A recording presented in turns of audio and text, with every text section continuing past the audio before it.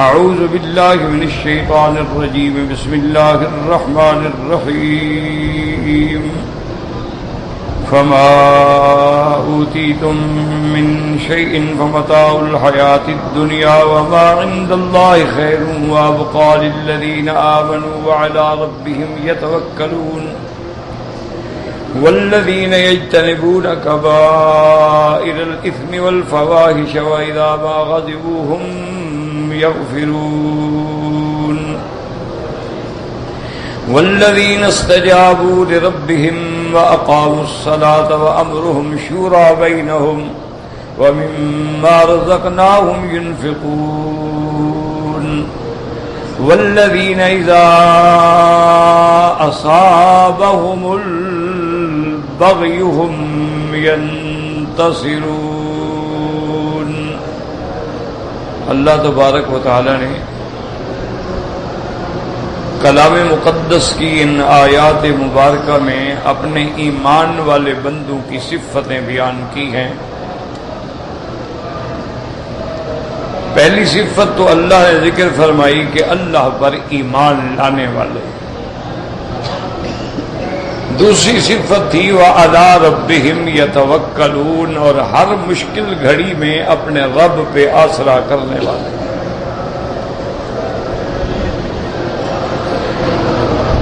تیسری صفت آئی کہ وَالَّذِينَ يَجْتَنِبُونَ كَبَائِرَ الْإِثْمِ، جو بڑے بڑے گناہوں سے اپنے آپ کو ہر حال میں بچانے والے.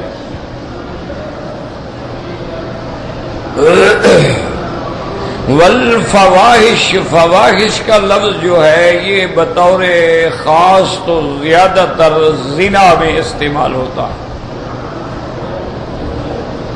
کیونکہ اللہ نے قرآن مقدس میں دوسری جگہ پہ ارشاد فرمایا ہے کہ وَلَا تَقْرَبُوا الزِّنَا إِنَّهُ كَانَ فَاحِشَةً وَسَاءَ سَبِيلًا.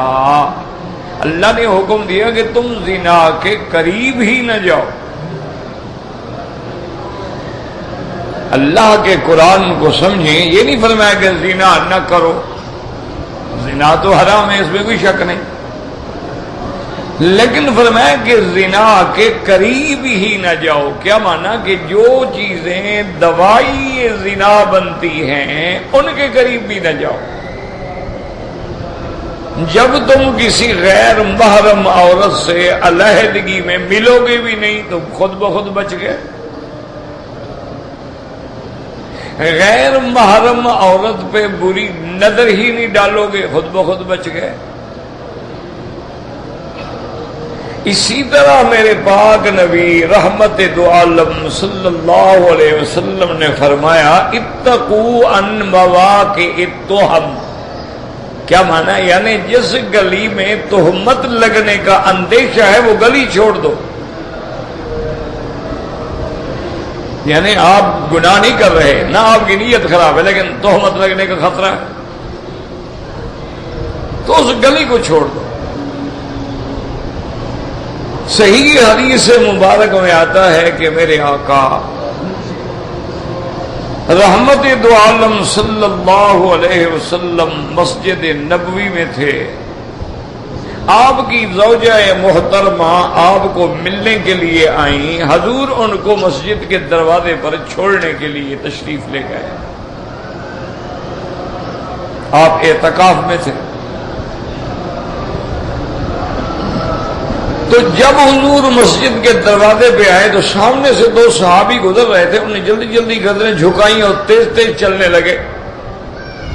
حضور فرمایا الا رسلکما، ٹھہر جاؤ.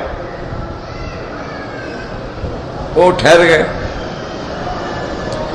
فرمایا انا محمد الرسول اللہ وہذہ زوجتی، میں اللہ کا رسول ہوں، یہ میری بیوی ہے.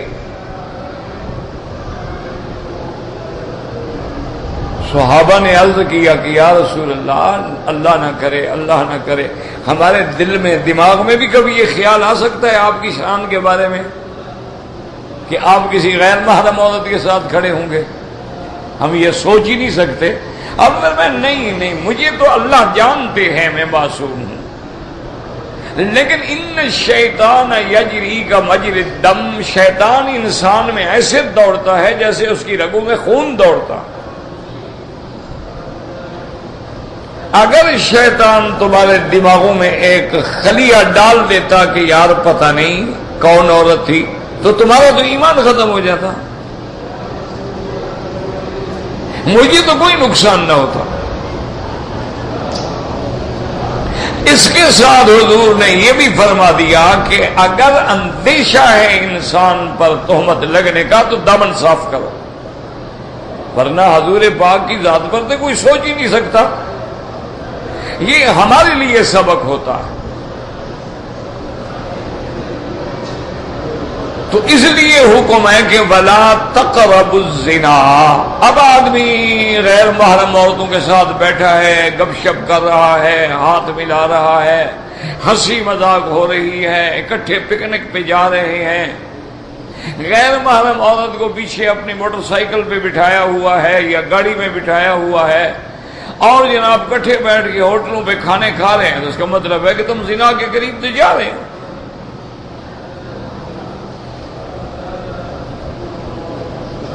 اور اسی کو میرے آقا نے ایک دوسری طرح سمجھایا ہے، فرمایا العینان تزنیان،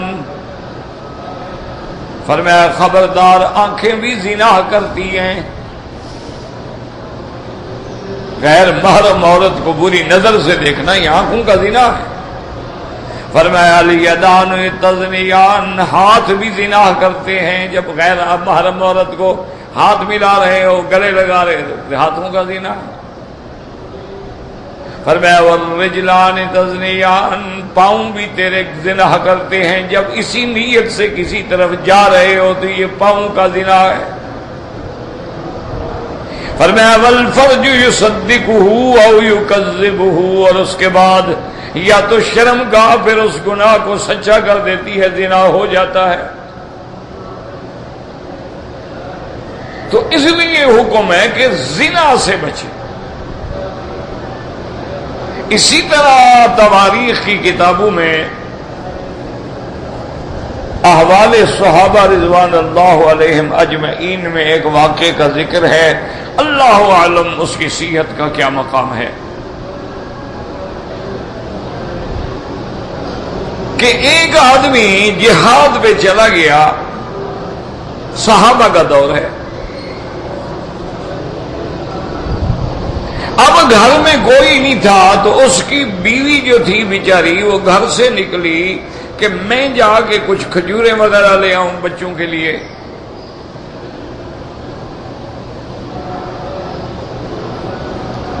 اب وہ ایک ایسی جگہ پہ آئی کہ وہاں وہ کھجوروں کی دکان تھی، اس نے کھجوریں دیکھیں تو اس بندے کے دماغ میں اللہ معاف فرمائے غلط خیالات آئے۔ اس نے کہا کہ تم اس سے اچھی کھجوریں بھی لینا چاہتی ہو؟ اس نے کہا ہے تو دکھاؤ۔ اس نے کہا اندر جا کے دیکھ لو۔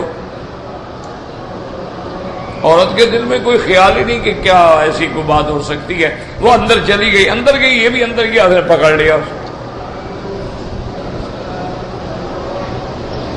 بہرحال عورت نے بھی چھڑایا، لیکن بوسے شوسے تک معاملہ رہا، گناہ نہیں ہوا لیکن اتنا ہوا۔ اب جب وہ بندہ، وہ عورت چلی گئی ڈانٹ کے، تو اس کو فوراً ندامت آئی کہ یہ میں نے کیا کر دیا، شیطان غالب آ گیا، میں کوئی سوچ ہی نہیں سکا۔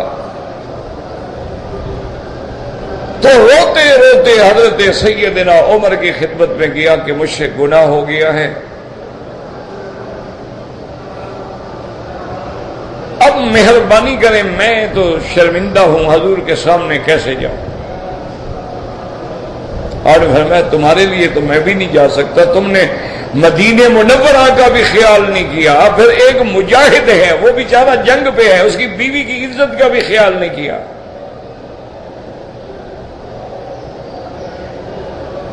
تو معنی یہ ہے کہ اب جناب وہ ندامت میں رو رہا ہے اور گڑ گڑا رہا ہے، اور بیچارہ دور نمازیں پڑھتا ہے، سامنے نہیں آتا لوگوں کے۔ آخر اللہ نے اس کی توبہ کو قبول فرما لیا۔ تو اسی لیے ہمیشہ یاد رکھیں کہ قرآن کے ہر لفظ میں حکمت ہے. فرمایا وَلَا تَقْرَبُوا الزِّنَا، زنا کے قریب نہ جاؤ. حضور نے مثال دی، فرمایا ایک آدمی ہے، اس کا کھیت ہے، کھیت کے باہر اس نے باڑ لگا دی کہ کوئی جانور جو ہے اندر نہ آئے. فرمایا اگر تم باڑ کے قریب جانور لے جاؤ گے تو ہو سکتا ہے کہ چھلانگ لگا کے اندر جا پڑے یا منہ مار لیں. اگر باڑ سے بھی دور رہو گے تو کوئی خطرہ ہی نہیں.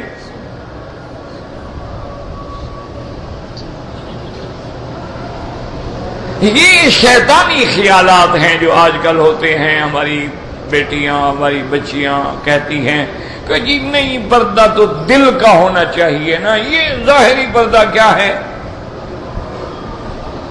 کیا ہمیں اپنے نفس پہ بھروسہ نہیں ہے کہ ہم کسی غیر کو نہ ملے؟ ہمیں اپنی ذات پہ کنٹرول ہے. یہ سب بےہودہ باتیں ہیں جن کا حقیقت سے کوئی تعلق نہیں ہوتا. کہ جب انسان پہ شیطان حملہ کرتا ہے تو پھر ساری قوتیں جواب دے جاتی ہیں. دل کے پردے کا کیا معنی ہے؟ پھر کھانا بھی دل سے کھا لیا کرو، منہ سے ضروری کھانا ہے. پانی بھی دل سے پی لیا کرو، تمہاری پیاس بجھ جائے گی.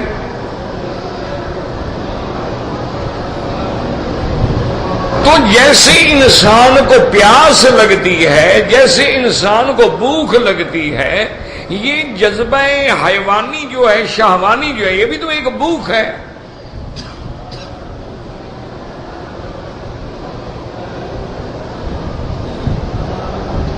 اسی طرح ایک اللہ کے ولی کا واقعہ آتا ہے. ان کی عمر مبارک 90 سال ہو گئی. کوئی عورت کوئی دعا کے لیے یا کسی کام کے لیے آتی تو سب سے پہلے وہ خادم کو حکم دیتے کہ کوئی عورت اندر نہ آئے، اگر آئے تو پھر تم ساتھ آؤ.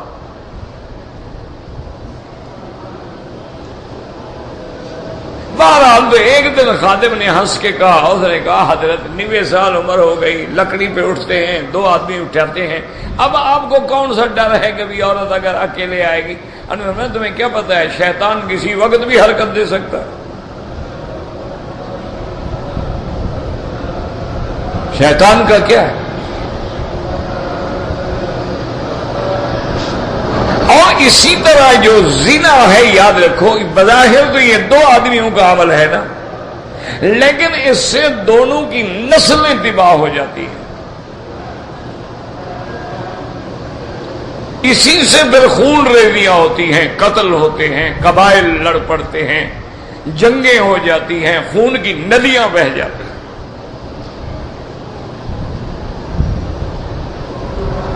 اور اگر خدا نہ کرے کوئی توالد تناسل کا سلسلہ ہو جائے تو پھر اولاد ساری زندگی حرامی کہلائے گی.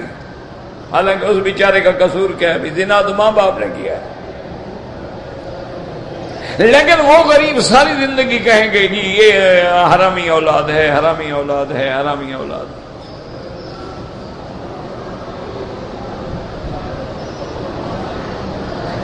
اور اسی طرح یاد رکھیں کہ اللہ نے اگر کسی چیز سے منع کیا ہے نا، مثلا اللہ نے فرمایا خنزیر حرام ہے، لیکن بکرا تو حلال کر دیا نا. بکرا، دمبا، بھیڑ، گائے، بھینس، اونٹ، سب جانور حلال کر دیے، تو ضروری تم نے پھر حرام کھانا ہے؟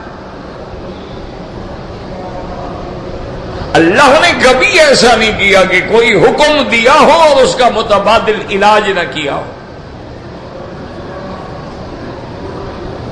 یہ نہیں ہے کہ ایک حکم دے دیں گے بس، نہیں، وہ جانتے ہیں کہ میرا بندہ ہے، اس کے اندر میں نے یہ جذبات رکھے ہیں، میں نے یہ خواہشات رکھی ہیں. تو اللہ نے یہاں بھی حل کر دیا کہ زنا حرام ہے، لیکن تم بیک وقت 4 بیویوں سے نکاح کر سکتے ہو. اگر اللہ نے تمہیں دولت دی ہے، صحت دی ہے، طاقت دی ہے کہ تم سب بیویوں کا حق ادا کر سکتے ہو، عدل کر سکتے ہو، 4 کر لو. کیوں؟ عورت کے لیے مسائل ہیں نا، مہینے میں اس کے لیے ایام حیض ہیں. عورت حاملہ ہو جائے تو پھر ایام حمل کے اندر وہ اپنا بوجھ اٹھائے گی، خاوند کے نخرے پورے کرے. پھر اس کا ایام نفاس ہے، اور کبھی کبھی وہ 10 دن بھی ہو سکتے ہیں، کبھی 40 دن بھی ہو سکتے ہیں، اور کبھی بیماری ہو جاتی ہے 2 3 مہینے تک خون جاری رہتا ہے۔ پھر 2 سال تک اس نے اپنے بچے کو دودھ پلانا ہے، ایام رضا ہیں۔ تو اس لیے اللہ نے فرمایا ٹھیک ہے تم دوسری بیوی سے شادی کر دو، رکھ لو، تمہارے جذبات 2 سے نہیں پورے ہوتے 3 رکھ لو، 4 رکھ لو، لیکن شرط یہ ہے کہ عدل ہو۔ عدل کا معنی کیا ہے کہ نفقے میں، کپڑے میں، خرچے میں اور وقت دینے میں باقاعدہ عدل ہو۔ اگر ایک دن اس کے پاس ہے، دوسرا دن اس کے پاس ہے۔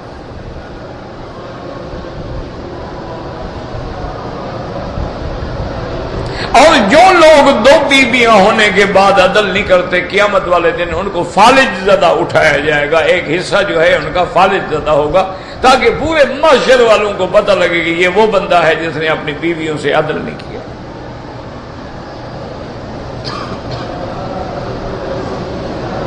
اب شیطانی تخیلات ہوتے ہیں کہ آج کل جو ہماری بیٹیاں ہیں بیچاری انگریزی سکولوں سے اور مشنری سکولوں سے اور کافروں کے ملکوں سے پڑھتی ہیں، ان کے دماغوں میں لاوے بنتے ہیں، جی دیکھو یہ کون سا انصاف ہے کہ ایک بندہ تو 4 بیویاں رکھ لے، پھر ایک بیوی جو ہے وہ 4 فرینڈ کیوں نہ رکھے؟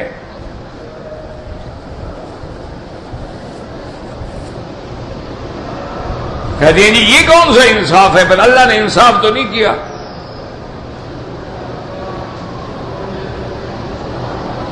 تو اصل میں یہ بات محض ایک شیطانی وسوسہ ہے۔ پہلی بات یاد رکھو کہ اگر ایک عورت کے 4 خاوند ہیں اور آج کی رات اس 4 خاوندوں کو تمنا ہے تو وہ کیا کرے؟ کس کو راضی کرے اور کس کو ناراض کرے؟ اور جب نطفہ ٹھہر جائے تو گارنٹی کیا ہے کہ کس کے پانی سے پیدا ہوا، کس کے پانی سے یہ درخت بنا ہے؟ تو پھر اولاد کا نسل تو محفوظ نہ رہا، وہ کسی ایک باپ کا بیٹا تو نہ بنا، وہ تو 4 باپوں کا بیٹا بنا۔ اب کس کا نام لکھیں؟ ڈی این اے ٹیسٹ کرائیں تو سب کا آئے گا اس میں، کیونکہ سب کے ساتھ تعلق تو ہے نا اس کا۔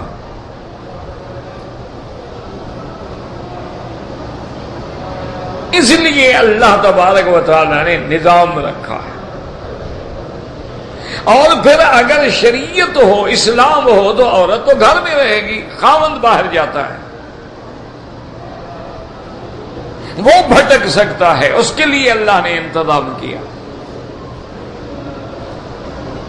تو اس لیے یاد رکھیں کہ یہ سارے گناہ جو ہیں جن پہ اللہ نے قرآن میں عذاب کا ذکر کیا ہے، وعید کا ذکر کیا ہے، یا حد کا ذکر کیا ہے، جیسے چور کی حد ہے کہ ہاتھ کاٹو، زانیہ کی حد ہے کہ اگر کنوارے ہیں تو 100 کوڑا مارو، اور اگر دونوں شادی شدہ ہیں تو رجم کر دو۔ یہ بھی شیطانی خیال ہوتے ہیں، دیکھو جی رجم کر دو عورت کو، جی پتھر مار مار مار مار کے مار دو، اور جی اتنا بڑا ظلم ہے، کتے چھوڑ کے مروا دو، تو یہ ظلم نہیں ہے؟ اللہ کے حدود ظلم ہے۔ تم کو یہ عورت اگر کوئی رشتہ نہ دے تو اس کے ایک ٹانگ کاٹ ڈالو، تم اگر عورت سے ناراض ہو اس کے دونوں ہاتھ کاٹ دو، تم اگر کسی عورت پہ ناراض ہو جاؤ تو اس کا ناک کاٹ دو، ہونٹ کاٹ دو، تم اگر کسی عورت پہ ناراض ہو جاؤ اس کے چہرے پہ تیزاب پھینک دو، یعنی یہ تو کوئی حرج نہیں، وہ کوڑے والا وہ پتھر مارنا جرم ہے، وہ جناب بڑی ہو جی بڑی بے حرمت، تو یہ کون سی حرمت ہو رہی ہے؟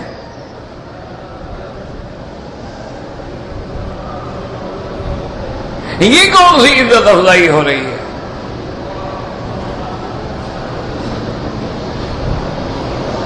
تو ذرا ٹھنڈے دل سے سوچا کریں، اگر ایک عورت کو زنا کی سزا ہو جائے اور 1,00,000 عورت گناہوں سے بچ جائے تو یہ قانون اچھا ہے کہ 50,000 عورت کے ساتھ زیادتی ہو وہ قانون اچھا ہے؟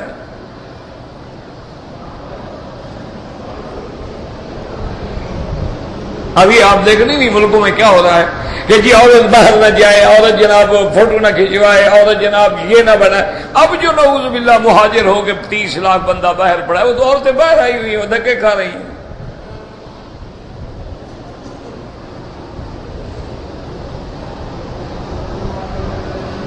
انا للہ و انا الیہ راجعون۔ تو اس لیے سمجھیں کبائر سے بچیں اور فواحش سے بچیں، کیونکہ یہ فواحش جو ہے نا جی، جیسے شراب ہے،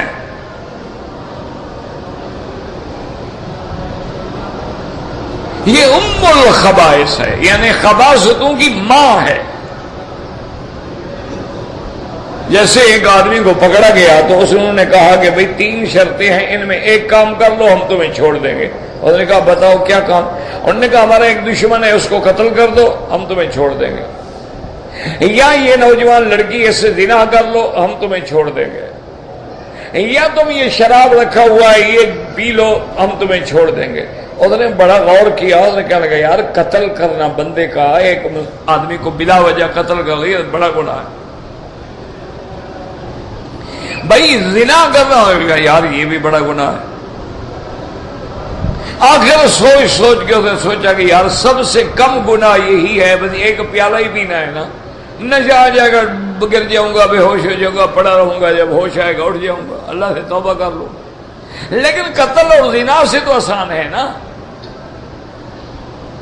اس نے کہا دیکھو بھائی وہ قتل اور زنا تو میں نہیں کر سکتا، البتہ شراب پینے والی بات میں کرتا ہوں۔ نے کہا پلانا شروع کر دیا، جب نشے میں آیا اور مستی چڑھی تو زنا بھی کر لیا، جب مستی چڑھی زنا بھی کر لیا تو اسی کو قتل بھی کر دیا، تو تینوں گناہ کرا دیے شراب۔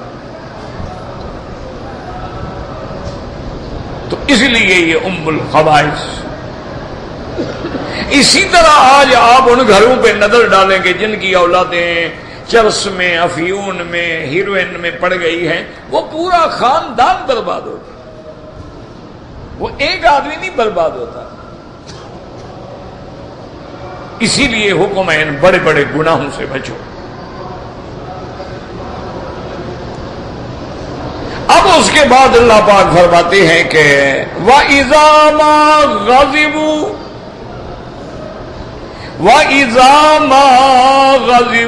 هُمْ يَغْفِرُونَ۔ فرمایا جو میرے بندے ایمان والے جب غصہ آ جاتا ہے کسی پہ، جب کسی پہ غضب آ جاتا ہے تو معاف کر دیتے ہیں۔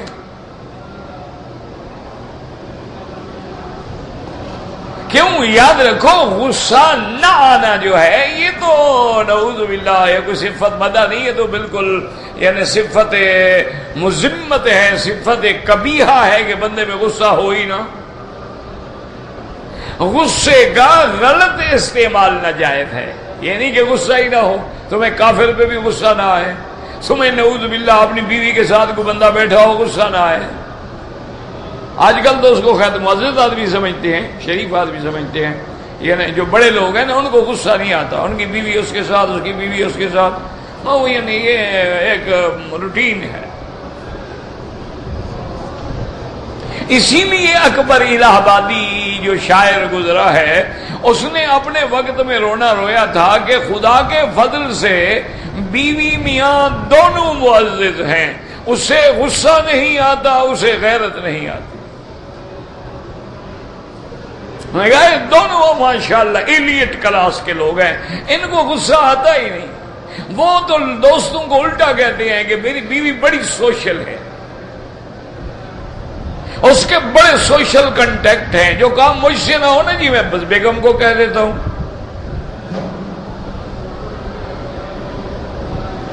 یہ بغیرتی اور دیوس پن کی انتہا ہوتی ہے۔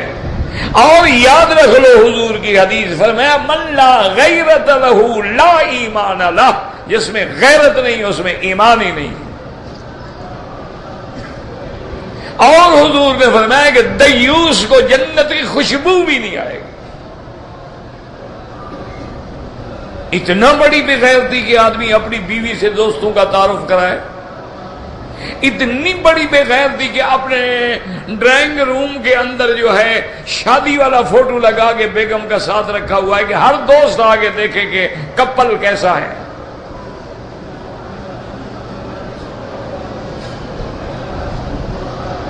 اتنا بڑی بے حیائی، یعنی مقصد یہ ہے کہ یہ کافر سے تو ہو سکتا ہے، مسلمان سے تو یہ تصور بھی نہیں ہو سکتا تھا نا۔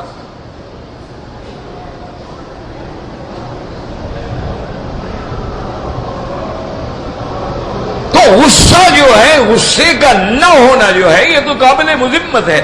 غصہ ہے لیکن غصے پہ کنٹرول ہے۔ اس لیے حضور نے فرمایا کہ اس بندے کو بہادر نہیں کہتے جو دشمن کو ہرا دے، فرمایا بہادر وہ ہے جو اپنے نفس پہ کنٹرول کر لے۔ غصہ آیا ہے، پی گیا۔ سیدنا حسن ابن علی رضی اللہ تعالی عنہ حضرت حسین کے بڑے بھائی ہیں، اہل بیت رسول اللہ صلی اللہ علیہ وسلم ہے، اور یہ شان والا بیٹا ہے جس کو میرے مدنی پاک نے فرمایا ان ابنی ھذا لسید، آپ نے فرمایا یہ میرا بیٹا سردار بنے گا، لعل اللہ ان یصلح بہ بین فئتین عظیمتین من المسلمین، اور اللہ میرے اس بیٹے کے ذریعے دو بڑی مسلمان جماعتوں کے جھگڑے کو صلح میں بدل دے گا۔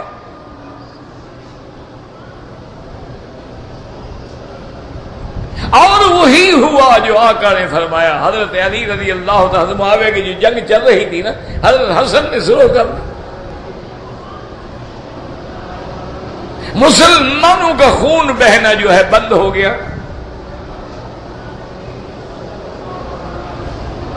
ایک دن آپ بیٹھے ہوئے تھے، مہمان بھی آئے ہوئے تھے، اور آپ کی جو کنیز تھی، جو آپ کی ملک الیمین تھی، وہ کھانا سرو کر رہی تھی، تو ایک اس نے پیالہ اٹھایا ہوا تھا، اس میں شوربہ تھا۔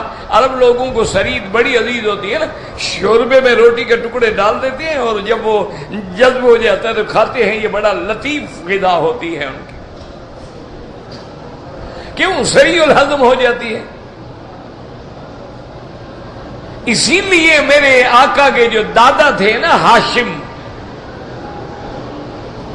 میرے آقا سرکار دو عالم کے دادا محمد ابن عبداللہ ابن عبد المطلب ابن ہاشم ابن عبد مناف، یعنی ہاشم جو ہے سرید ہاشم پورے عرب علاقوں میں مشہور تھی کہ جب حجاج حج پہ آتے تھے نا تو حضرت ہاشم حکم دیتے 5-5 10-10 اونٹ ذبح کیے جاتے، ان کے گوشت کے اندر وہ یخنی بنائی جاتی اور پھر اس میں روٹی ڈالی جاتی اور حاجیوں کو کھلاتے تھے۔ کبھی کبھی یہ بھی ہوتا کہ 100 اونٹ ذبح ہوتا۔ حضور کا سارا خاندان سردار ہے نا، مکے کے سرداری انہی کے ہاتھ میں آ رہی ہے نا۔ دیکھیں عبداللہ ہے، عبد المطلب ہے، ہاشم ہے، عبد مناف ہے، قصی ہے، کلاب ہے، وائل ہے، بنو مرہ ہے، سارے کے سارے بڑے لوگ ہیں، سردار ہیں۔ تو اس لیے اب جناب وہ بیچاری پیالہ جو اٹھا کے شوربے کا لا رہی تھی نا، وہ خدا کی قدرت سے اللہ عالم اس کے پاؤں کو پھسلایا، کیا ہوا، وہ پورے کا پورا گرم پیالہ جو ہے حضرت حسن پہ گر گیا۔ اللہ معاف کرے، اب شوربہ ہو اور بدن پہ گر جائے آدمی جل جاتا ہے۔ یکدم حضرت حسن نے جوش سے دیکھا تو آگے بھی تو ماشاءاللہ اس دور کی خادمہ تھی نا، آج کی عورتیں تو نہیں تھی نا جو جن کو گانا تو یاد ہو سکتا ہے لیکن قرآن یاد نہیں ہو سکتا۔ آپ کے گھر میں جو نکرانیاں کام کرتی ہیں، کبھی آپ نے چیک کیا وہ نماز پڑھتی کو جی جب ہم نہیں پڑھتے ان کو کیا چیک کریں؟ جب بیگم ہی نہیں پڑھتی تو کنیز مٹی پڑھے گی۔ یاد رکھو قیامت میں صرف تمہاری نماز نہ پڑھنے کی سزا نہیں، جتنے تیرے نوکر ہیں، نکرانیاں ہیں، ملازم ہیں، مزارع ہیں، ہاری ہیں، ان سب کی سزا بھی تمہیں ملے گی قیامت والے دن۔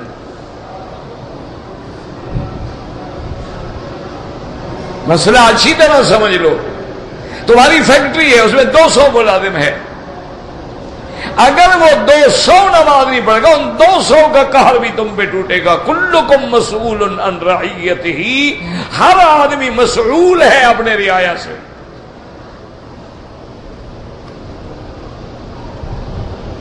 کیوں؟ اگر تم نماز پڑھو اور پابندی سے نماز پڑھو، مجال ہے کہ وہ ملازم نہ آئے؟ ناممکن. تو اس لیے جب حضرت حسن رضی اللہ تعالی عنہ نے بڑے غیظ و غضب سے دیکھا تو اس لڑکی نے فوراً کہا والکاظمین الغیظ. اس نے قرآن پڑھا کہ حضرت حسن مومن کی شان یہ ہے غصے کو پی جاتے ہیں. حضرت حسن نے فرمایا قزمت، میں نے بھی غصے کو ضبط کر لیا ہے. اس نے کہا حضرت آگے بھی ہے والعافین عن الناس، اور جو میرے ایمان والے بندے ہیں وہ غلطی معاف بھی کر دیتے ہیں. فرمایا قد عفوت، کہ میں نے معاف بھی کر دیا.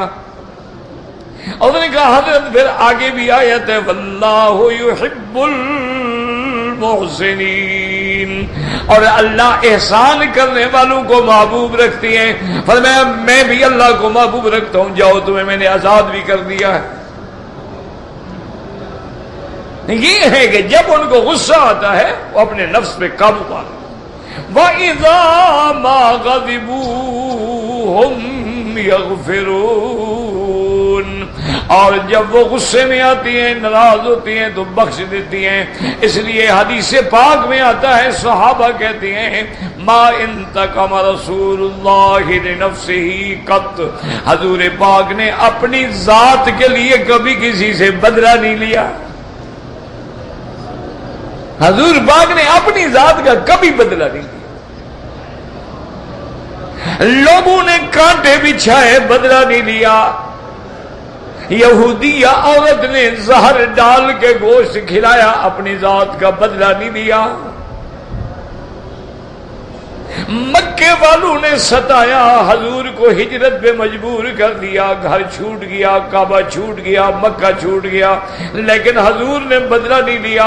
جب سارے کافر قیدی بن کے اسی حرم میں سامنے آئے ہیں، حضور پاک صلی اللہ علیہ وسلم نے فرمایا مکے والوں تمہیں پتا ہے کہ تم نے میرے ساتھ کیا ظلم ہے جو نہیں کیا، کون سا تیر ہے جو نہیں چلایا، لیکن میرا فیصلہ یہ ہے جو یوسف میرے بھائی کا فیصلہ تھا، لا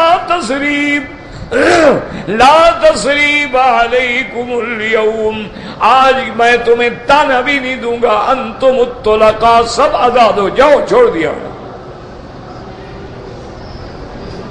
اور میں تمہیں جبر بھی نہیں کرتا کہ کلمہ پڑھو، میں نے چھوڑ دیا ہے. رہنا چاہو مسلمان ہو، مکے میں رہو، جہاں چاہو جاؤ.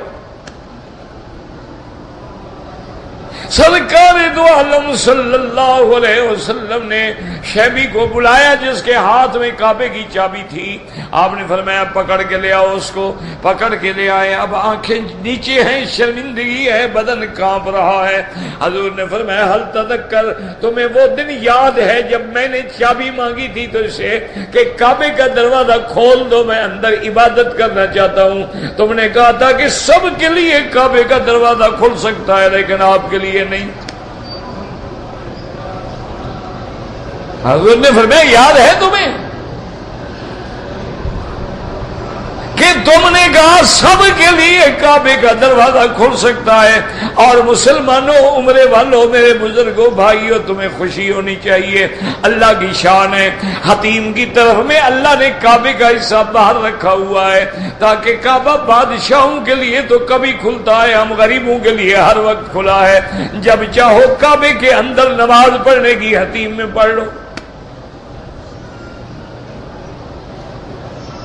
لیکن دیوار سے 7 ہاتھ تک، سارا حتیم نہیں، دیوار سے پیمائش کرو تو 7 ہاتھ کا جو حصہ ہے یہ کعبے کے اندر کا حصہ ہے. تو کوئی بھی وہاں نماز پڑھے گویا کعبے کے اندر اس نے نماز پڑھ لی. اب شیبی خاموش کھڑا ہے، کہتے ہاں حضرت یاد ہے، اور میں لے آؤ چابی. چابی اس نے حضور کو دے دی، حضور نے اپنے ہاتھ میں لی چابی اور فرمایا سنو، خذھا خالدتن طالدتن لا یاخذ منکم الا ظالم۔ آپ نے فرمایا کہ دیکھو تم نے مجھے چابی نہیں دی تھی، میں آج اپنے ہاتھوں سے تمہیں چابی دیتا ہوں اور ساتھ دعا بھی کرتا ہوں کہ قیامت تک تیرے خاندان میں رہے۔ یہ شان ہے نا کہ اذا ما غضبوا ہم یغفرون، کہ جب ان کو غصہ آتا ہے اور طاقت بھی رکھتے معاف کر دیتی ہیں۔ اب اللہ ان کی اور صفت بیان فرماتی ہیں، فرمایا والذین استجابوا لربہم وَأَقَامُوا الصَّلَاةَ وَأَمْرُهُمْ شُورَى بَيْنَهُمْ وَمِمَّا رَزَقْنَاهُمْ يُنْفِقُونَ۔ فرمایا مومن وہ ہوتا ہے وَالَّذِينَ اسْتَجَابُوا لِرَبِّهِمْ، اپنے رب کے ہر حکم کو مانتا ہے، اور ان میں چند کا ذکر کر دیا مہمات کا۔ فرمایا اپنے رب کے حکم کی اجابت کرتا ہے، وَأَقَامُوا الصَّلَاةَ، اور نمازوں کو قائم کرتا ہے۔ اس لیے میرے محترم یاد رکھو، پورے قرآن میں ایک آیت بھی نہیں ملے گی کہ جس میں یہ حکم ہو کہ بس نماز پڑھو نماز پڑھو، بلکہ جہاں دیکھو گے حکم ہوگا اقیموا الصلاۃ، نماز قائم کرو۔ یقیمون الصلاۃ، مومن جو ہیں وہ نمازوں کو قائم کرتے ہیں۔ اقم الصلاۃ لدلوک الشمس الی غسق اللیل، اسی طرح فرمایا قم اللیل الا قلیلا۔ اللہ ہر جگہ یہ فرماتے ہیں نماز قائم کرو قائم کرو۔ کیا معنی قائم کرو؟ یاد رکھو قائم کرنے کا معنی یہ ہے کہ نماز کے جو شروط ہیں، جو فرائض ہیں، جو ارکان ہیں، ان کو پورا کرو۔ اب دیکھو کسی چیز کو قائم کرو گے، کھڑا کرو گے، لازمی بات ہے اگر میلان ہو تو وہ کھڑا نہیں ہوگا، اگر جھکاؤ ہو کھڑا نہیں ہوگا، اگر بنیاد مضبوط ہو تو کھڑا نہیں ہوگا، اگر اس کو اچھی طرح آپ نے ہر طرف سے نہیں کھینچا تو کھڑا نہیں ہوگا۔ اس لیے فرمایا پہلے پاکی کا خیال کرو، طہارت کا خیال کرو، کپڑوں کی پاکی، بدن کی پاکی، پھر وضو کرو ادب کے ساتھ۔ اچھی طرح وضو کرنے کے بعد پھر جب نماز میں آؤ، اس خیال سے آؤ کہ میں اللہ کے دربار میں حاضر ہو رہا ہوں، اور اس مرتبے پہ پہنچ جاؤ۔ نماز مومن کا معراج ہے، گویا کہ تم خدا کو دیکھ رہے ہو۔ اور جب ہاتھ کھڑے کرو، مرد ہیں تو کانوں کے برابر اور انگلیاں ملی ہوئی ہوں، اور انگلیوں کا رخ جو ہے وہ کعبے کی طرف ہو، اور اللہ اکبر کے بعد یہ جگہ جو ہے اس کے اوپر آئے۔ اب وہ چاہے تو ناف کے اوپر ہاتھ باندھے یا نیچے ہاتھ باندھے، بعض روایات میں سینے پر بھی آتا ہے، لیکن اس کی ان احادیث مبارک پہ بہت سارے علماء نے کلام کیا ہے کہ بعض نسخے میں صدر کا لفظ ہے اور بعض نسخے میں صدر کا لفظ ہی نہیں ہے، لیکن سرہ اور تحت سرہ کے محدثین نے باب باندھے ہیں۔ اور پھر نماز کا معنی سکون ہے، نماز کا معنی حرکت نہیں ہے کہ ادھر دیکھو ادھر دیکھو، ادھر چلو ادھر چلو، یا کپڑے جھاڑتے رہو، یا کبھی ٹانگیں کھولتے رہو کبھی ملاتے رہو، نہیں۔ اسکنوا فی الصلاۃ قوموا للہ قانتین، اس لیے حکم ہے اقاموا الصلاۃ، اس کا علماء ترجمہ کرتے ہیں اداؤھا بشروطھا وارکانھا فی اوقاتھا، اور ہر نماز کو اس کے وقت میں ادا کرو۔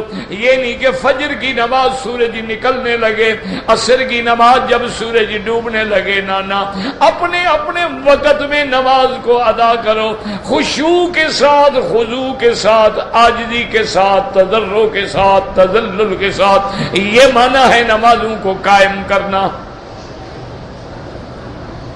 اور بڑا آسان راستہ ہے میرے محترم میرے بزرگوں، سیکھنا چاہو تو آسان۔ دیکھو نا، اللہ نے آپ کو حرم نصیب کیا، مکہ بھی مدینہ بھی، اور 5 نمازیں تم ائمہ حرم کے پیچھے پڑھ رہے ہو، انہی سے سیکھ لو کہ کتنی دیر کا قیام ہے، کتنی دیر کا رکوع ہے، رکوع سے اٹھنے کے بعد کتنی دیر کھڑے ہوتی ہیں، پھر سجدے میں کتنی دیر لگاتی ہیں، پھر 2 سجدوں کے درمیان میں کتنی دیر بیٹھتی ہیں۔ سیکھنا چاہو تو ایک دن میں سیکھ لو، نہ سیکھنا چاہو تو بس امام کے ساتھ پڑھنے کے بعد جناب پھر یہ اپنا فوراً ایکسپریس ٹرین چلا رہے ہیں، اللہ اکبر اللہ اکبر اللہ اکبر، پتہ نہیں کوئی کون سی نمازیں ہیں، سمجھ ہی نہیں آتی۔ یاد رکھو، جو بندے ٹکریں مارتے ہیں نماز پڑھنے کے باوجود بھی ادا نہیں ہوتی، 2 رکعت تہجد پڑھو لیکن انسان کی طرح پڑھو، قیام ہو، قرات ہو، رکوع ہو، سجود ہو۔ اور صحابہ جب نمازیں پڑھتے تھے ان کو تو پتہ بھی نہیں ہوتا تھا کہ دنیا میں کیا ہو گیا ہے۔ نماز آگے فرماتے ہیں وَأَمْرُهُمْ شُورَى بَيْنَهُمْ، کیا مانا کہ اللہ کے حکم اگر قرآن میں موجود ہے پھر مشورے کی کیا؟ نماز پڑھنے کا حکم ہے، مشورہ کرو جی نماز پڑھیں یا نہ پڑھیں، تو بے وقوفی کی بات ہے نا، بات سمجھو۔ وَأَمْرُهُمْ شُورَى بَيْنَهُمْ کا کیا مطلب؟ کہ اگر وہ مسئلہ براہ راست قرآن میں نہیں ہے، حدیث مدنی محمد مصطفیٰ پہ نہیں ہے، تمہیں کوئی مہم چیز پیش آ گئی ہے، مشکل پیش آ گئی ہے تو مشورہ کرو۔ حتیٰ کہ اللہ نے اپنے نبی پاک کو حکم دیا تھا میرا مدنی فشاورہم فی الامر، جب کوئی قدم اٹھانا ہو تو اپنے صحابہ سے مشورہ کرو۔ کیوں؟ جب آدمی مشورہ کرتا ہے یاد رکھو پھر شرمندگی نہیں ہوتی، لیکن مشورہ کن سے کرو؟ ایک روایت میں آتا ہے فَاجْمَعُوا الْفُقَهَاءَ وَالْعَابِدِينَ، جو دین کی سمجھ رکھنے والے ہیں، عبادت کرنے والے ہیں، ان لوگوں کو جمع کر کے مشورہ کرو۔ اور اسی طرح ایک صحابی فرماتے ہیں کہ جب آدمی مشورہ کرتا ہے ہدوء الی ارشد الامور، اللہ تبارک و تعالی اس کو بہتر کام کی طرف ہدایت کر دیتے ہیں۔ جیسے اب حضور کے بعد خلافت کا مسئلہ تھا، کتنا بڑا اہم مسئلہ ہے کہ کون خلیفہ بنے، مشورہ۔ یہ جو آپ کے ہاں جمہوریتیں ہیں نا جی، یہ بھی ایک قسم کی اسی کا ایک یعنی تخیل دیتے ہیں کہ بھئی ہم بھی تو لوگوں سے پوچھتے ہیں نا کہ اس کو ممبر بنائیں نہ بنائیں، وزیر بنائیں نہ بنائیں، مشورہ ہو رہا ہے۔ لیکن یاد رکھو یہ مشورہ نہیں ہے، یہ تو ایک ڈھونگ ہے، یہ تو کوئی مشورہ نہیں۔ مثلا 2000 ووٹ ہے، ایک آدمی نے لیا 999، ایک نے لیا 1000، وہ 1000 والا جیت گیا، 999 کی رائے تو گئی نا مٹی میں۔ یہ کون سا عقل ہے بھائی؟ اچھا اب تمہارا ووٹ جو ہے اس کا تو یہ عالم ہے کہ عالم اور جاہل کا ووٹ برابر ہے، بد کردار اور عابد کا ووٹ برابر ہے، مرد ہے عورت ہے ووٹ برابر ہے۔ اسلام ان باتوں کو نہیں، اسلام کہتے نہیں مشورہ لو، لیکن کن سے؟ جو مشورے کے اہل ہیں، مشورے کے لائق ہیں، دین والے ہیں، فقہ والے ہیں، عابد ہیں، زاہد ہیں، اور پھر اس مسئلے کو سمجھنے والے ہیں۔ اب دیکھیں نا جی، بلڈنگ بنا رہے ہیں آپ، اس مشورے کے لیے مولوی مکی کو لے جاؤ تو انشاءاللہ چھت پہلے گر پڑے گی۔ وہ ہمارے ہاں ایک درخان ہوتا تھا، ہمیں یاد ہے ہم چھوٹے تھے، تو وہ جب کسی کی دیوار بنانے جاتا جو ہی دیوار مکمل ہوتی نا تو وہ وہیں سے زور سے کہتا ہٹ جاؤ ہٹ جاؤ، کیوں گر جائے گی، وہ گر جاتی، خود بھی گر جاتا، عجیب آدمی تھا۔ تو اس لیے بات یہ ہے کہ آپ نے گھڑی بنوانی ہے، لوہار سے مشورہ کرو، کہہ کے رکھو نہیں جائے کہ ڈنڈا مارتا ہوں ٹھیک ہو جائے گا انشاءاللہ، چورا چورا ہو جائے گا۔ آپ نے گاڑی لینی ہے، مشورہ کریں موچی سے، تو کیا مشورہ دے گا؟ اسی لیے معاملہ ہے کہ ہر کام کے جو لوگ اہل ہیں ان سے مشورہ لو۔ بیمار ہے، ڈاکٹروں کا بورڈ بٹھا دو گے کہ جب 4 ڈاکٹر اکٹھے ہوں گے جو اس کی چیک اپ کریں گے، اس کے سارے ٹیسٹ لیں گے، پھر کوئی نہ کوئی تو کسی نتیجے پہ پہنچ جائے گا نا۔ اگر کوئی مسئلہ آ گیا ہے علماء کو بٹھاؤ کہ جی یہ مشکل آ گئی ہے، قرآن میں بھی نہیں، حدیث میں بھی نہیں، اب ہم کیا کریں؟ ایک آدمی کا گردہ بدلنا ہے، نہ بدلو مر جائے گا۔ اچھا دوسرا بندہ گردہ دینا چاہتا ہے، اب بتائیں کیا کریں؟ وہ دے سکتا ہے شریعت میں، گردہ اس کا ہے یا اللہ کی امانت ہے؟ دے رہا ہے تو خیانت کر رہا ہے۔ اور یہ گردہ چلو اگر نہ ملے تو ہم کسی بندر کا نکال کے ڈال دیں اس کو۔ اچھا جی ایک آدمی کے دل کے والوں بند ہیں، اب وال جو ہے وہ جناب خنزیر کے انزائم کا بھی ملتا ہے، گائے کا بھی ملتا ہے، پلاسٹک کا بھی ملتا ہے، کئی میٹیریل کا ملتا ہے۔ اگر اس کے اندر انہوں نے خنزیر کا ڈال دیا تو خنزیر کا بال تو ہر وقت اندر کھڑا ہے۔ اب امت کو یہ مسئلہ پیش آ گیا، تو اب کیا کرو گے؟ علماء کا بورڈ بٹھاؤ گے، جیسے الحمدللہ سعودی حکومت نے باقاعدہ المجمع الفقہ الاسلامی کے نام سے ایک باقاعدہ کمیٹی تشکیل دی ہے، ساری دنیا کے علماء اس کے ممبر ہیں، اور سال میں 1 یا 2 اجلاس ہوتے ہیں، اور جو نئے مسائل ہوتے ہیں وہ پیش ہوتے ہیں۔ اسی طرح ہندوستان میں بھی فقہ اکیڈمی کے نام سے حضرت شیخ مجاہد الاسلام رحمت اللہ فوت ہو گئے، انہوں نے بنائی تھی، وہ بھی اب تک کام کر رہی ہے۔ سال میں 1 یا 2 اجلاس ہوتے ہیں، مختلف ملکوں سے 70-80 علماء آتے ہیں اور اپنے اپنے مسائل میں دلائل دے کے پھر فیصلہ ہوتا ہے۔ یہ معنی ہوتا ہے شورا کا۔ شورا کا معنی یہ نہیں ہوتا ہے کہ جو آیا یہ شورا ہے، یہ تو شوربہ ہے، شورا نہیں ہے۔ اذا وسد الامر الى غیر اہلہ، جب نا اہل لوگوں کو کام سپرد کر دیا جائے، فانتظر الساعہ، حضور نے فرمایا پھر قیامت کا انتظار۔ اور اس کے بعد فرمایا اور صفت کے امرہم شورا بینہم وَمِمَّا رَزَقْنَاهُمْ يُنْفِقُونَ، اور جو ہم نے ان کو رزق دیا ہے وہ آگے خرچ کرتے ہیں۔ کیا مانا؟ زکوٰۃ بھی دیتے ہیں، صدقات بھی دیتے ہیں، اقارب ارحام، غریب، فقراء، یتیم، بیوہ سب کا خیال کرتے ہیں، سب کا حصہ دیتے ہیں۔ وَالَّذِينَ إِذَا أَصَابَهُمُ الْبَغْيُ فَهُمْ ينتصرون، اور میرے ایمان والوں کی صفت یہ ہے کہ اگر ان پہ کوئی زیادتی کرے تو وہ بدلہ لیتی ہیں۔ کیا معنی؟ کیوں؟ کبھی ایسا ہوتا ہے کہ فاسق ہے، فاجر ہے، ڈاکو ہے، گنڈا ہے، اس پر اگر سختی نہ کرو، بدلہ نہ لو تو اور بڑھ جائے گا، اس سے بدلہ لینا بھی ضروری ہے۔ کیا مانا؟ یعنی مسلمان ایسا نہیں ہوتا کہ ذلیل ہو کے رہ جائے، جو گالی دے کھاتا رہے، جو بے عزتی کرے برداشت کرتا ہے، نہیں، اللہ نے فرمایا نہیں، وہ پھر بدلہ لیتے ہیں طاقت کے ساتھ، لیکن آگے بتائیں گے بدلہ اتنا لینا جتنا تمہیں نقصان پہنچایا گیا ہو، اس سے زیادہ نہیں لینا ہے، زیادہ لوگے تو پھر تم ظالم بن جاؤ گے مظلوم کے بجائے۔ والذین اذا اصابهم البغی هم ینتصرون۔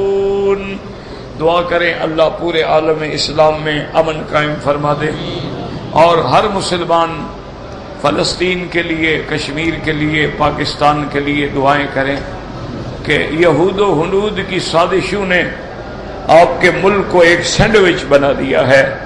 اب چاروں طرف جو ہے کفر کی یلغار ہے، اور اندر حالت، اور کوئی آدمی باکار نہیں، سب بیکار ہیں۔ اللہ اپنی رحمت سے بچا لے، وہ قادر ہے، ورنہ حالات بے انتہا خراب ہیں۔ اور آپ کے اور میرے بس میں صرف یہی ہے کہ جب موقع ملے طواف میں تہجد میں دعا کریں کہ اللہ اپنا عذاب رفع فرما لے۔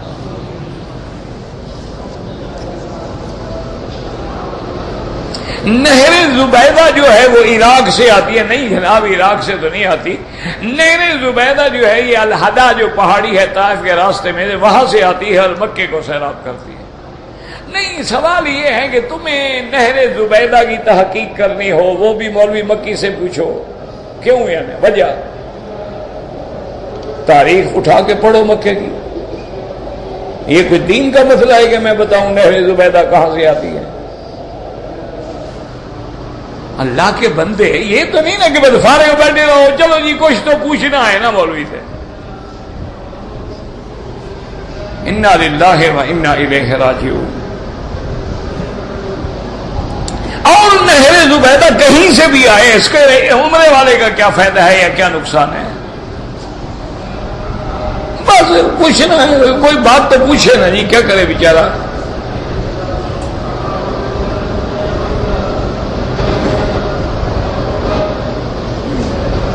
میں والدین میرے کراچی میں ہیں، میرا گھر لاہور میں ہے، اگر میں جاؤں گی سفر کر کے والدین کے راستے میں تو آپ مسافر ہیں ہی ہیں۔ اب اگر وہ گھر آپ کا وہی اصلی گھر وہی پیدا ہوئی، وہی جوان ہوئی، تو گویا آپ اصل گھر میں چلی گئی، پھر مسافر نہیں۔ لیکن آپ کے والدین بعد میں جا کے کراچی سیٹل ہو گئے، آپ وہاں نہیں پیدا ہوئی ہیں، تو آپ وہاں پھر بھی مسافر ہیں۔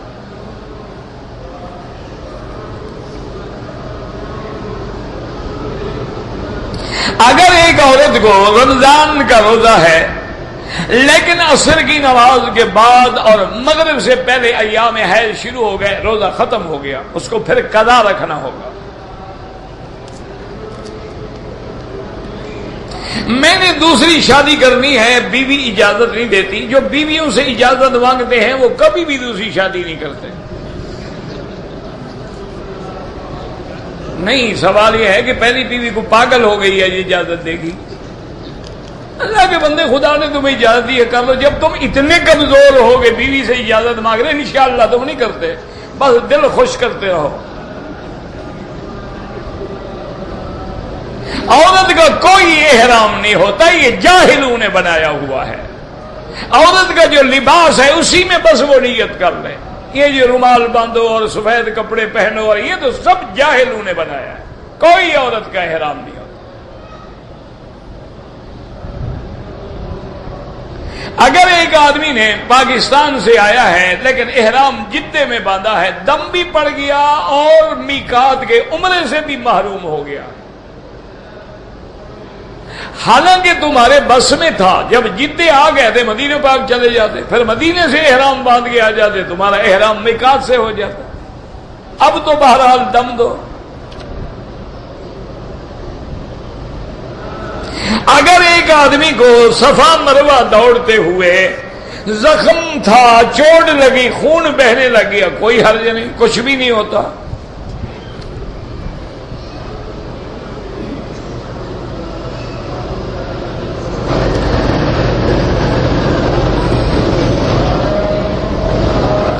آپ نے اگر طواف شروع کیا ہے باب ملک عبدالعزیز سے، پھر تو طواف ہوا نہیں۔ جب طواف نہیں ہوا صفا بھی نہیں ہوئی، اور طواف تم نے شروع کیا ہے سبز لائٹ کے سامنے سے، پھر طواف ہو جائے گا۔ اب یہ تمہیں پتا ہے، اب اس کا حل یہ ہے کہ ایک دفعہ پھر صحیح طریقے سے طواف کو دوہرا دو کہ یا اللہ اس میں اگر مجھ سے غلطی ہوئی ہے اس کے بدلے میں کر رہا ہوں۔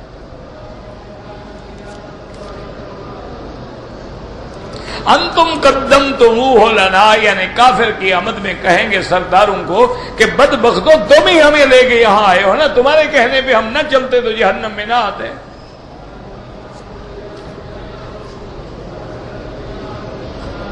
اگر سنت مؤکدہ چھوٹ جائے تو اس کی قضا کرے، بالکل کرے۔ ایک بات یاد رکھو میرا بھائی کہ جو آدمی نفل میں تعاون کرے گا وہ سنت سے محروم ہو جائے گا، اور جو سنتوں میں سستی کرے گا فرض سے بھی محروم ہو جائے گا۔ جو بندہ ڈر کے تہجد نہ چھوڑے وہ کبھی نماز چھوڑے گا؟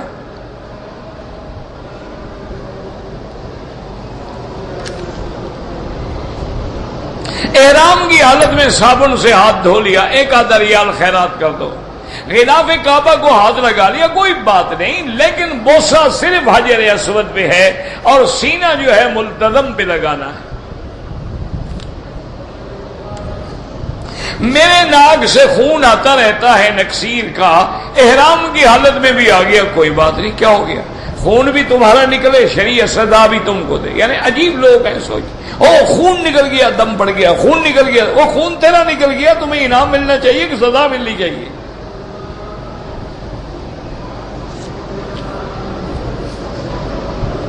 اگر کوئی آدمی 4 رکعت نماز سنت ظہر سے پہلے پڑھ رہا تھا، نماز کھڑی ہو گئی، 2 رکعتوں پہ سلام پھیر دے، جماعت کے ساتھ مل جائے، بعد میں وہ سنتیں پوری کرے۔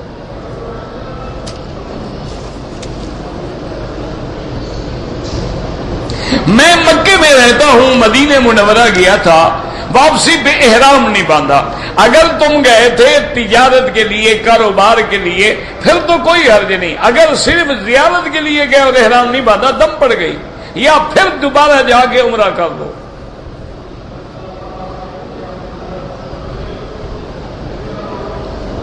اگر ایک آدمی نے ہوٹل سے چادریں باندھی اور مسجد عائشہ سے جا کے نیت کر کے عمرہ کیا، ٹھیک ہے، چادریں احرام نہیں ہوتا، خدا کے بندے، احرام نیت کا نام ہے۔ یہ چادریں تو لباس الاحرام ہے، احرام کا لباس ہے، یہ تو احرام نہیں۔ اونٹ کا گوشت کھانے سے وضو ٹوٹ جاتا ہے، حنابلہ کے نزدیک۔ امام احمد بن حنبل فرماتے ہیں کہ وضو دوبارہ کرے۔ امام ابو حنیفہ فرماتے ہیں کہ وضو سے مراد لغوی وضو ہے، یعنی کلی کر لے، کیونکہ اس گوشت میں زیادہ چکناہٹ ہوتی ہے۔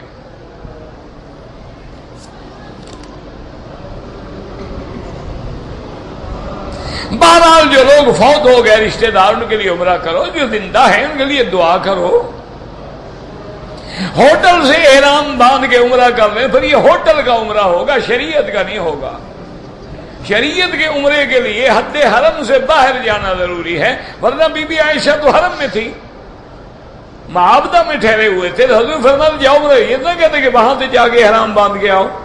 آپ نے چادریں باندھی، پھر طائف کی میقات سے جا کے نیت کی، بالکل ٹھیک ہے۔ کہتے ہیں جی کہ بعض مولوی ہیں ہمارے، انہوں نے فتویٰ دیا ہے کہ امام حرم کے پیچھے نماز نہیں ہوتی۔ کیوں بھائی؟ وجہ تو کوئی دلیل بھی تو دی ہوگی نا۔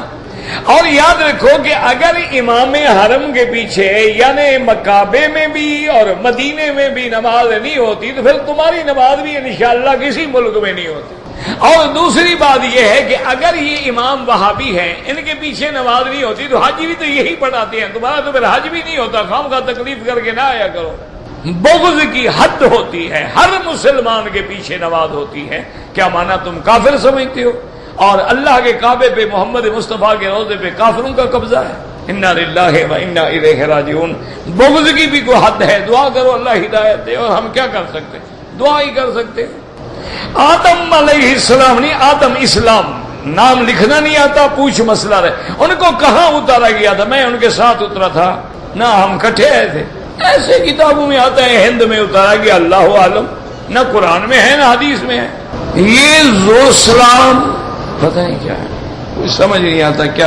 پورے مکے کی حد حرم میں جہاں بھی نماز پڑھو 1 کا لاکھ ملتا ہے۔ یہ تو میں نے بتا دیا ہے نا کہ طواف غلط شروع کیا، دوبارہ طواف ٹھیک کرو۔ اگر محرم نہ ہو تو عورت مسجد عائشہ سے عمرہ کرے۔ اگر چند عورتیں کٹھی جا رہی ہیں تو کوئی اکیلی نہ جائے۔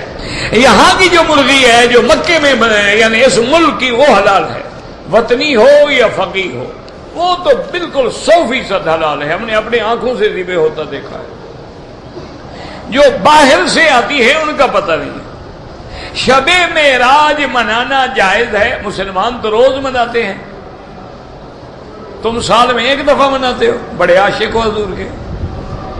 ہر مسلمان جو 5 دفعہ نماز پڑھتا ہے، حضور کا معراج روز منا رہا ہے، معراج میں تحفہ ملی ہی نماز تھی۔ یہ سال میں منانے والا تو خوش آمدی ہے، وہ مومن نہیں، نہ عاشق رسول ہے، وہ تو حلوہ خور ہے، جھنڈی باز ہے۔ حجر اسود کے سامنے جو لکیر تھی ختم کر دی کہ وہ حاجی لکیر ڈھونڈتے رہتے تھے اور سارا طواف رک جاتا تھا، اس لیے انہوں نے کعبۃ اللہ کے غلاف پہ وہ 3 گول سنہری پٹے لگا دیے ہیں، اندازہ ہو جائے گا یہیں سے شروع کرنا ہے۔ بہرحال جب موت آئے گی تو بعد میں جائیداد تقسیم ہوگی۔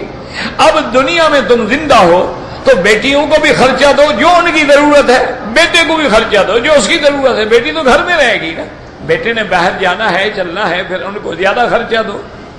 میں نے احرام تو پاکستان سے باندھا تھا، طواف میں نے کر لیا، صفا مروہ نہیں دوڑا، مجھے حدود کا پتہ نہیں تھا، تو کیا کرنے آئے تھے؟ جب عمرے پہ آ رہے تھے تو پہلے سیکھ کے آتے۔ بہرحال ایک بکری دم پڑ گئی، عمرہ تمہارا ہو جائے گا، لیکن واجب چھوٹ گیا، دم پڑ گئی۔ دنیاوی تعلیم حاصل کر سکتے ہیں، بالکل کر سکتے ہیں، ضرور حاصل کریں، اور لیکن دین کو نہ چھوڑیں۔ کھجور سے بھی شراب بنتی ہے، میری کوئی فیکٹری لگی ہوئی ہے کیا؟